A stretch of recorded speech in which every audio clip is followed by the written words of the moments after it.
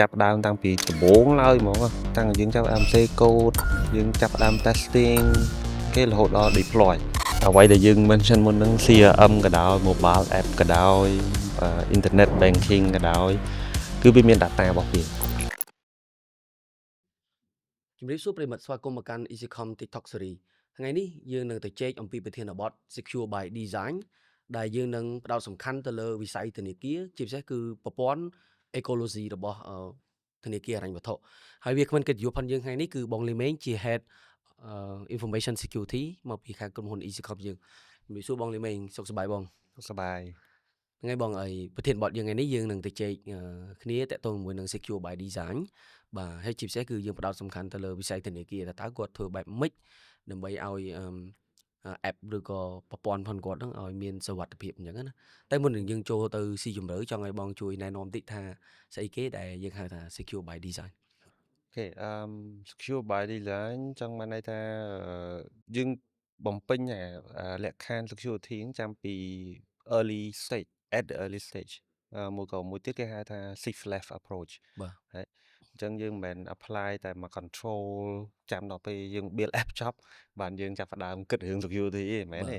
គឺយើងគិតចាប់ផ្ដើមតាំងពីដំបូងឡើយហ្មងតាំងយើងចាប់ផ្ដើមសេកូដយើងចាប់ផ្ដើម testing គេរហូតដល់ deploy បាទទៅដល់ production ដល់ឲ្យអតិថិជនប្រើប្រាស់បាទ អញ្ចឹងអាហ្នឹងគឺយើងត្រូវគិតនៅគ្រប់ step ទាំងអស់ហ្នឹងអាហ្នឹងបានគេហៅថា secure by design បាទប៉ុន្តែបងមានអ្នកខ្លះគាត់គិតថាអញ្ចឹងបើឡៃតែគិតថា secure រហូតអញ្ចឹងពេលណាបានធ្វើ app ហ្នឹងហើយត្រូវការពិតទៅគាត់និយាយហ្នឹងអត់ខុសទេពីមុនមកឡើយគឺពិតជាបញ្ហាអញ្ចឹងមែនណាអញ្ចឹងបានន័យថាពេលដោយសារយើងចាប់ផ្ដើមវិជាតិ security ចូលទៅបាទអញ្ចឹងstep មួយហ្នឹងគឺយើងចាប់ផ្ដើមអឺចាប់ផ្ដើមធ្វើ security testing គ្រប់ step អញ្ចឹងបាទវាយឺតអូខេដោយសារអីយើង people អ្នកធ្វើមនុស្សអ្នកធ្វើអូខេអញ្ចឹងយើងមិនអាចទៅធ្វើ24 hours យើងមាន solution យើងមាន software ជួយបានច្រើនអូខេអញ្ចឹងយើងនៅក្នុងវិស័យ security គេហៅ DevSecOps បាទអូខេ DevSecOps ហ្នឹងយើងយក security solution មកជួយអញ្ចឹងវាមាន well known security solution នៅក្នុងហ្នឹងយើងអាចsearch internet បន្ថែមតាមតម្រូវការរបស់យើងរៀងខ្លួនណាអូខេអញ្ចឹងអ្វីដែលវាអាចជួយបានហ្នឹងគឺវានឹងធ្វើ test ទាំងអស់ហ្នឹងautomatic អូខេអញ្ចឹងគ្រាន់តែអ្នកទៅសេ app ទៅសេអីគាត់ទៅសេហើយปุ๊បគាត់ submit code គាត់គឺtesting នេះគឺវាចាប់ផ្ដើម automatic ដែរបាទអញ្ចឹង result ក៏យើងបានឃើញសឹងតែ real time almost real time អូខេអញ្ចឹងក៏គាត់អាចមានពេលវេលាគ្រប់គ្រាន់ក្នុងការ fix ក្នុងការដោះស្រាយបញ្ហាបាទរបស់ហ្នឹងបាទបានអញ្ចឹងមានន័យថាយើង reuse step ពីដំបូងដែលគេធ្វើបែបmanual ហ្នឹងមកកាន់ automate ហើយការ testing បើប្រើប្រាស់ tool គឺគ្រប់ step ទាំងអស់គឺត្រូវតែរុញចូលទៅឲ្យtool ហ្នឹងធ្វើការ scan test សម្ correct រាប់យើង correct ហើយនៅ on the way គឺយើង fix វា ហ្នឹងហើយ right yes correct ចុះតើតើនឹងបទពិសោធន៍មកឯងវិញពេលដែលយើងផ្លាស់ប្ដូរពី legacy នេះទៅកាន់ automate tool ហ្នឹងតើ mindset របស់បុគ្គលដែលគាត់ទទួលខុសត្រូវហ្នឹងគាត់យល់បែបម៉េចដែរតាមអ្វីដែលបទពិសោធន៍មកឯងហ្នឹងអូខេបើនិយាយខ្លីថាពេលខ្លះគាត់ភ័យ បាទ ភ័យមិនចឹងថាចុះបើtool ធ្វើអស់ហើយអញ្ចឹងខ្ញុំធ្វើការងារអីបាទ ណាអញ្ចឹងពី security យើងមិនមែន left people ចោលទេដោយតែម៉ាស៊ីន solution មួយក៏ម៉ាស៊ីនហ្នឹងវាជួយបានច្រើនតែគ្រាន់តែវា fix rule បាទវាអត់ dynamic ដូច people ទេអញ្ចឹងហើយបានat ចង់ថាអាចនិយាយថា at មុននឹងទៅ production យើងនៅតែ involve people to come in to do the testing បាទ ណាអូខេអញ្ចឹងអាចនិយាយថាកំភៃគីឡូដាក់ថាដាក់ DevSecOps ទៅតិចខ្ញុំអត់ការងារធ្វើមិនមែនទេមិនមែនបានតែអញ្ចឹងទេវាគ្រាន់ជួយសម្រួលការងារយើងទេតាមពិតមិនមែនកាត់បន្ថយការងារគាត់ហើយក៏មិនមែនឲ្យគាត់អត់ការងារធ្វើប៉ុន្តែហ្នឹងថាហើយយើងអាចយកគាត់ leverage ទៅធ្វើការងារផ្សេងមួយទៀត yes ដែលគិតថាវាមានប្រយោជន៍លើសជាងអ្វីដែលគាត់បានធ្វើគាត់ឥឡូវគាត់ធ្វើគាត់មានប្រយោជន៍ទេប៉ុន្តែគាត់អាចធ្វើការងារណាដែល important ជាងមុនទៀត correct correct ដោយសារការងារខ្លះយើងបើយើងនិយាយពី practice ជាក់ស្ដែងទៅគេថាវារៀង repeat ដែរបាទ អញ្ចឹងអាហ្នឹងហើយដែលsolution វា come in to Yep. help đấy បាទ ចឹងគាត់មានពេលក្នុងការ research គាត់រកមើលចន្លោះប្រហោងណាផ្សេងទៀតចឹងទៅ បាទ អញ្ចឹងវាជួយទាំងអស់គ្នាជួយទាំងខ្លួនគាត់ហើយក៏ជួយដល់ organization របស់គាត់ដែរ បាទ តែ បា គាត់ ទ ធ្វើការនៅហ្នឹង បាទបងតាក់ទងជាមួយនឹងយើងនិយាយពី secure by design ទៅលើការ development យើងទៅជែកគ្នាមកហើយចង់ដឹងទៀតថាតើ secure by design បើយើងនិយាយទៅលើ infrastructure វិញតើគាត់គួរតែគិតបែបម៉េច អូខេពី infrastructure ក៏មិនខុសគ្នាពី software development ដែរ បាទ ពីការ building app mobile app web អីហ្នឹងដែរអញ្ចឹងពី infrastructure ក៏យើងមាន term មួយគេហៅថា infrastructure as code បាទ ហើយអញ្ចឹង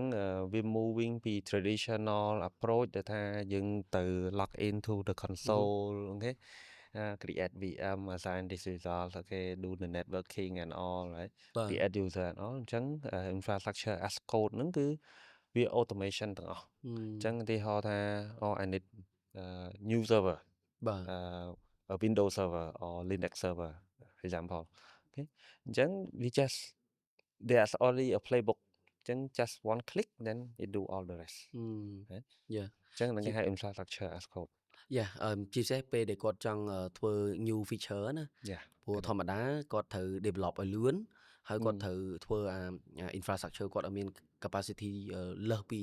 បច្ចុប្បន្នដើម្បីទៅ market ព្រោះអញ្ចឹងទេ user គាត់ access ចូល application គាត់ហើយ server response អត់ទាន់វាអាចនឹងមានបញ្ហាតាក់ទងមួយនឹង hang server អីផ្សេងៗអញ្ចឹងណា Yeah បាទ exactly មួយទៀតចង់ឲ្យបងឯងចែករំលែកបទពិសោធន៍វិញក្រៅពី secure by design ក្រៅពី infrastructure តើស្ថាប័នគាត់គួរតែគិតបែបម៉េចទៀតទៅលើ secure app ផងគាត់ទៅលើ end user ដែលគាត់ប្រើវិញ អូខេពី end user in ចឹងយើងនិយាយ in short ហ្មង បាទ in short ចង់បានន័យថាគឺត្រូវមានតែ interactive ពី user ខ្លួនឯង Yep អញ្ចឹង interactive របៀបម៉េចចង់ថាគាត់ត្រូវចូលរួមក្នុងការ authorize ដែរមួយទៀតយើងហៅថា trust but verify Yep ចាំន័យថាយើងជឿថាទូរស័ព្ទហ្នឹងឧទាហរណ៍ថា mobile app mobile banking ចាស់ប៉ុន្តែធ្វើម៉េចយើងដឹងថាម្ចាស់អ្នកប្រើ Yeah ណាអញ្ចឹងយើងមានអីទៅ verify គាត់ Yep អូខេអញ្ចឹង verify ហ្នឹង maybe their face ID ហើយ Yeah អូខេមួយក៏ their fingerprint អ Hmm ញ្ចឹងអាហ្នឹងវាគេហៅថា multi factor authentication បាទ អញ្ចឹងយើង verify ប៉ុន្តែ I want to highlight one small thing បាទ អឺវាល្អប៉ុន្តែយើងត្រូវ optimize ដែរខ្ញុំ example ថាឧទាហរណ៍ថាបើខ្ញុំទិញកាហ្វេ$1 បាទ អូខេត្រូវការខ្ញុំវាយ password ផង Yeah scan មេដៃផង scan មុខផងព្រោះដូចជាអត់ស្រួល ហ្នឹងហើយ ហ៎អូខេតែបើឧទាហរណ៍ថាខ្ញុំធ្វើ transaction $1000 អូខេ maybe អាហ្នឹងគឺជាអ្វីយើងត្រូវ ព្រោះ ការ ហ្នឹងវាទំហំមួយដែលធំ Yeah យើងត្រូវ yeah ការមានការ verify ច្រើនហ្នឹងហើយ ត្រូវ ដូចបងនិយាយអញ្ចឹងពេលដែលយើង design secure by design មិនមែនមានន័យថាគ្រប់ step គ្រប់ scenario ត្រូវតែ follow ទៅលើតែ policy ហ្នឹងឯងអញ្ចឹងណាអញ្ចឹង policy មួយចំនួនយើងអាច minimize បាន Yes policy មួយចំនួនយើងត្រូវតែ restrict ព្រោះវាស្ថិតនៅក្នុងamount ឬក៏ matrix ណាមួយដែលធំដែលមិនអាច accept នៅក្នុងការ implement small step បាន correct right correct yep មួយទៀតខ្ញុំគិតថានៅលើ application វាមាន EKYC អាហ្នឹងក៏ជា benefit ដែរសម្រាប់ស្ថាប័នហ្នឹងណាបាទបងយល់ឃើញបែបម៉េចនៅពេលដែលយើងទៅឧទាហរណ៍ថាយើងទៅបើក account មួយនិយាយពីធនាគារណាពីដំបូងឡើយយើងត្រូវទៅយកឯកសារទៅដល់កន្លែងដល់ទីតាំងត្រូវការចាយពេល2ទៅ3ថ្ងៃទម្រាំតែ account របស់យើងបើកបានហើយបច្ចុប្បន្នប្រើ mobile app បើក account ដោយខ្លួនឯងមាន EKYC ទៀតអញ្ចឹងបងយល់ថាបរិបទហ្នឹងវាផ្លាស់ប្ដូរបែបម៉េចដែរបាទ បាទការពិតបរិបទហ្នឹងសម្រាប់ថាយើងនិយាយថាស្រុកខ្មែរចុះ បាទ ស្រុកខ្មែរអាចថាវាថ្មី អឺហឹម យើងអាចថាយើងទាំងអស់នេះយើងនៅក្នុងវិស័យ IT និងវិស័យអីយូរឆ្នាំហើយយើងដឹងថាអាហ្នឹងវាអាចថា technology មកស្រុកខ្មែរវារៀងថ្មីតែបើយើងងាកទៅប្រទេសនៅក្នុងតំបន់យើងមិនមើលទៅឆ្ងាយទេប្រទេសតំបន់គេដើរដល់ចំណុចហ្នឹងយូរហើយអូខេអញ្ចឹងសឹងថាបើយើងមើលបទពិសោធន៍ពីក្រៅប្រទេសវិញសឹងថាអឺយើងមិនអាចចេញពីផ្ទះទេនៅផ្ទះយើងចង់ធ្វើអីក៏បានដែរ បាទ ណាចង់បើកកុងក៏បានយើងចង់ order food Yep អូខេអញ្ចឹងស្រុកខ្មែរគេទៅល្បីមួយរយៈក្រោយនឹងច្រើនដែរ Yeah អញ្ចឹងEKYC វាមិនមែនថ្មីទេសម្រាប់វិស័យ IT ហ្នឹង Chẳng với benefit rằng ta it bring you closer to your customer. Yep. Right. Okay. Chẳng mà chăm bài ta tỏ tại customer come to you ấy. Yep. We go to them already with our mobile app. Yep. Đấy. Okay. Ok, trong đăng mối tiết bọn tệ tôn nâng gì tới vi tiên cho đó là development tệ tôn nâng API vinh. Yeah. Mobile app sen core system sen CM để thử input bỏ miền customer sen. Ta thử bạch ơi càng on nâng này vì thử ca nghe một cái chi ecosystem. Okay. Chẳng nâng tệ tôn nâng ca design nâng khăn organization bao nhiêu. Chẳng in short như vậy ta data driven đó nè. Yep. Chẳng quay để dừng mention một nâng CRM cái đó mobile app cái đó internet banking cái đó cứ bên miền data bảo vệ. Yep. Đấy. Chẳng somehow dừng thời tại collect data nâng chẳng ta data is in your hand. Yep. Đấy. Chẳng dân viên ấy đài unique là dân ai identify bạn thì họ ta is your customer right chẳng dân đắng ai ta maybe chân đa you have mobile app already mobile banking sorry mobile banking and you also using our internet and you are using our delivery service example okay chẳng just your name we know end to end okay what service that you're using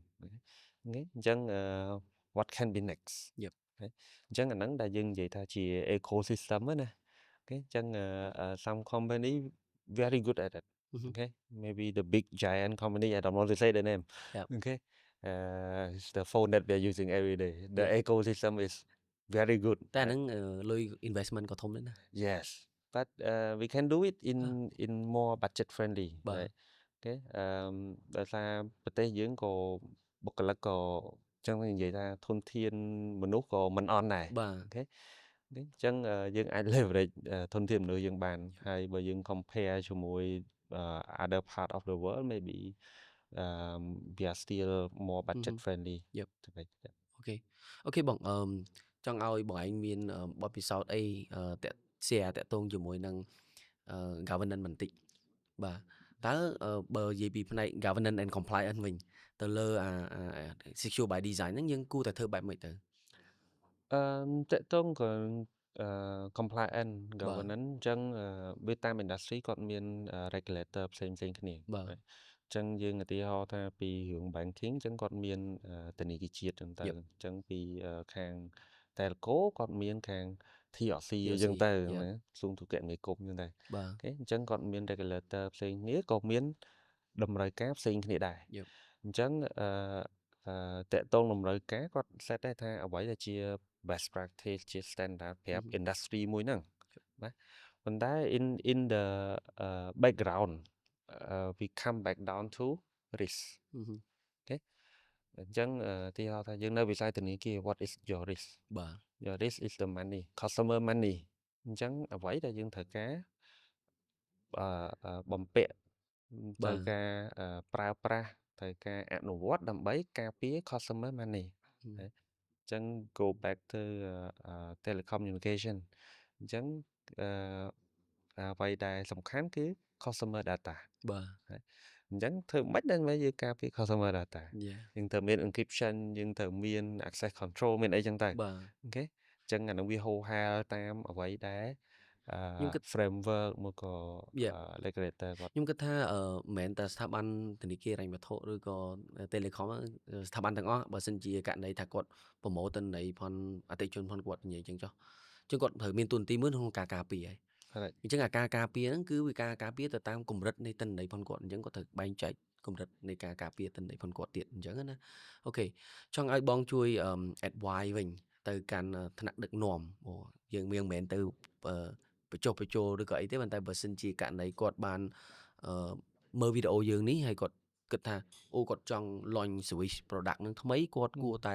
គិតទៅលើអីគេខ្លះហើយចង់ឲ្យបង advice ជា high level អូខេចឹងពីខ្ញុំទៅគឺ go back to risk assessment អូខេចឹងgo back to what matter to you the most អញ្ចឹងmaybe it's your mobile app maybe it's your service availability ចឹងយើងត្រូវ balance ទាំងពីរហ្នឹង បាទ អូខេអញ្ចឹងចឹងមួយទៀត how to យើងធ្វើម៉េចដឹងថា which one should I pick បាទ អញ្ចឹងយើងមាន term មួយទៀតយើងហៅ business impact analysis ណា Yep. អញ្ចឹងឧទាហរណ៍ថា tomorrow maybe you launch that new product បាទ ស្រាប់តែ suddenly that product go down Yeah. ណាមួយក៏ cannot access what is the impact to your company Yep. អញ្ចឹងហើយអានឹងជាអ្វីដែលយើងយកមកថ្លឹងថ្លែងថាតើយើងគួរតែធ្វើអ្វីមុនធ្វើអីក្រោយអូខេព្រោះin reality យើងមិនអាចធ្វើទាំងអស់ បាទ តាណាគ្នាទេ បាទ technically we can ប៉ុន្តែសួរថាគុណភាពដែលយើងទទួលបានតើយើង satisfy មកវាអត់យើងធ្វើ 4-5 មុខយើងធ្វើរួចពីដៃអូខេ Yep. you can do it in one month one week right ធ្វើរួចពីដៃតែបើយើងយកយើងធ្វើឲ្យវា proper ឲ្យវាមានគុណភាពអញ្ចឹងវា take more time than that បាទបាទធម្មតាបងអាហ្នឹងពេលដែលយើងធ្វើ assessment រយៈពេលខ្លីយើងធ្វើប្រញាប់បើយើងមានពេលវេលាគ្រប់គ្រាន់យើង follow តាម standard យើង follow ទៅតាម framework វាត្រូវការពេលវេលាមែនប៉ុន្តែវាលម្អិតអញ្ចឹងវាអាច spot នៅអារីនឹងចេញមកបានច្រើនដែរអញ្ចឹងណាហើយមួយទៀតពី management ណាគាត់តែងតែគិតចេះតែគាត់ launch application ហ្នឹងហើយគឺ secure ហើយគាត់លេងធ្វើអីទៀតហើយហ្នឹងពី management គាត់ថា secure ហើយប៉ុន្តែពីយើង IT វិញយើងត្រូវធ្វើបែបម៉េចមានន័យថាយើងត្រូវបន្តជារៀងរាល់ខែជារៀងរាល់ Q ទៅអញ្ចឹងណាយ៉ាគាត់និយាយអញ្ចឹងគាត់ត្រូវ ហ្នឹងហើយ នៅពេលដែល launch ហ្នឹងគឺ secure ហើយដោយសារយើងធ្វើឲ្យអស់ហើយ បាទ How about tomorrow ហ្នឹងហើយ អូខេអញ្ចឹងយើងក៏ឃើញព័ត៌មានច្រើនដែរនៅលើពិភពលោកតែអញ្ចឹងមិនមែនតែក្រុមហ៊ុនតូចតែក្រុមហ៊ុនយក្សក៏នៅតែផ្លាត់អញ្ចឹងសួរថាគាត់បាន take care អានឹងអត់គាត់ take care នៅតែផ្លាត់ បាទ តែចុះបើយើង take care ថានេះ day 1 how about day 100 Yep. អូខេបើយើងអត់ take care តើhigh risk របស់យើងនឹងវា rest ដល់កម្រិតណាបាទ អញ្ចឹង at day 1 at this level day 100 at this level យ៉ាតើ អ បង ញ្ចឹង yeah go back what is the impact Yep. អូខេបើសិនយើងថាអូ go down no issue then okay you can keep it that way បើសិនជា application ហ្នឹងវាអត់ប៉ះជាមួយនឹងoperation គាត់ចាំបាច់ take យ៉ាគាត់អាចថាគាត់អាចគិតថាអញ្ចឹងត្រូវប៉ុន្តែបើប៉ះនឹង operation គាត់ច្រើនអញ្ចឹងគាត់ត្រូវ take care ត្រូវ ព្រោះ impact ក៏វាធំដែរ ហ្នឹងហើយ អញ្ចឹង impact វាមិនមែន always just money ហ្នឹងគេ just reputation ហ្នឹងគេ service very bad អញ្ចឹង just a word of mouth just me to you other 1 to 20 reputation គាត់ yeah អញ្ចឹងអាហ្នឹងបើយើងគិតមើលទៅយើងថាវាដូចជាមិនទៅធ្ងន់ធ្ងរប៉ុន្តែ reality reputation វា more impact ហ្នឹងវាធំជាង financial loss ទៀតបាទអូខេអរគុណច្រើនបងហើយមួយទៀតខ្ញុំចង់ឲ្យបងឲ្យជា advice វិញចុងក្រោយណាបើយើងគិតពី big picture ពី architecture តែម្ដង secure by design include ទាំង DevSecOps include ទាំង infrastructure include ទាំង user ទាំងមូលចង់ឲ្យបង advice ទីតើយើងធ្វើម៉េចបានក្តោប architecture ហ្នឹងទាំងមូលហើយឲ្យ management គាត់យល់ថាអាហ្នឹងគឺពិតជាសំខាន់មែនអូខេអញ្ចឹងតកតងរឿងអ្វីយើងជែកគ្នាមុនហ្នឹងរឿង secure by design រឿង architecture អីហ្នឹងអញ្ចឹងអាហ្នឹងវាជា framework ណាប៉ុន្តែ how to make it continuous អញ្ចឹងហើយអាហ្នឹងបានយើងមាន risk មាន compliance come into picture អញ្ចឹង role របស់គាត់គឺ make this activity consistent over time អូខេអញ្ចឹងខ្ញុំអាសាឧទាហរណ៍ថាដូចយើងបើកឡានជិះម៉ូតូតាមផ្លូវអញ្ចឹងអូខេបើសួរថាម៉ូតូយើងអត់កញ្ចក់ប៉ូលីសអត់ផាកអូខេអានោះ maybe 10 year back អូខេទោះជិះម៉ូតូដាក់កញ្ចក់អត់ច្បាប់ត្រូវដាក់កញ្ចក់ណាត្រូវពាក់មួកសុវត្ថិភាពតែអត់មានប៉ូលីសចាប់ក៏អត់ដាក់ដែរហ្នឹងហើយអូខេអញ្ចឹង role របស់ governance ហ្នឹងគឺគាត់ចង់បានឯនោះអញ្ចឹងបាទអូខេrisk នឹង risk compliance and governance ហ្នឹងហើយពី regulator យើងក៏គាត់ដឹងដែរអញ្ចឹងហ្នឹងគាត់ចាប់មាន framework មានអីជាហូរហែមកឲ្យយើងអនុវត្ត ហើយក៏គាត់មាន audit មកមើលបន្តទៀត បាទ ណា ដើម្បី ensure ថាយើង follow អត់ យើង follow មែន បាទ អូខេ អត់ follow តែលើកណ្ដាលណាបង ត្រូវ បា implement ទ ដែរហ្នឹងណា បាទ បា ត្រូវ ទ អាហ្នឹង យហើ ល់ យ បង ដែលយើងនិយាយរឿង role រឿង audit រឿង risk compliance Yeah ហ្នឹងគឺគាត់ make yeah sure ថា it's not just a paper Yep គាត់ yeah ត្រូវធ្វើអនុវត្តជាក់ស្ដែងពិតប្រាកដមើលឃើញអញ្ចឹងមែន Yeah មាន yeah proof មានអី evidence ត្រឹមត្រូវ បាទ Yeah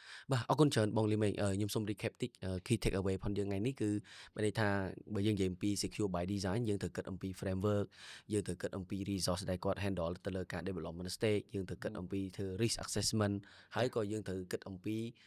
audit ពីខាង regulator បាទ Yes ហ្នឹងហើយតើតួជាមួយនឹង governance ផងគាត់ផងដែរអញ្ចឹងណាខ្ញុំសង្ឃឹមថាបងប្អូននឹងទទួលបានបទពិសោធន៍តកតងជាមួយនឹងការចែករំលែកបាទរបស់ Willcomen ផងយើងដែលមានបទពិសោធន៍នៅក្នុងវិស័យឯកជនជាពិសេសគឺទៅលើ cloud អញ្ចឹងខ្ញុំជាមួយនឹងបងលីមេងថ្ងៃនេះ